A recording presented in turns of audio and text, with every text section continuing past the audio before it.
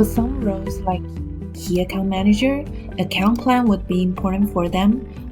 Sometimes it could be numerical, that is related to a sales order. Like this, we have the associated account, the customers, the products, and the start and end period, the estimated revenue, and the progress so far. So it could be numerical, or sometimes it could be qualitative, like this.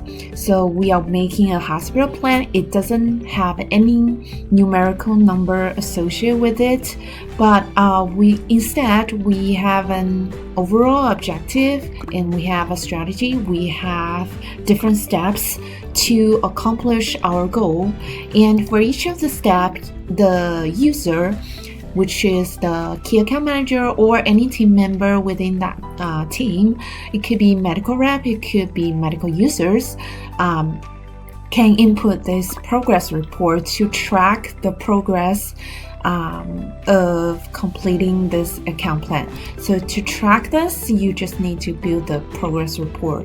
If it's associated with a numerical value, you could input the numerical value. If not, like in this case, I can just input my progress notes and input my completion progress here.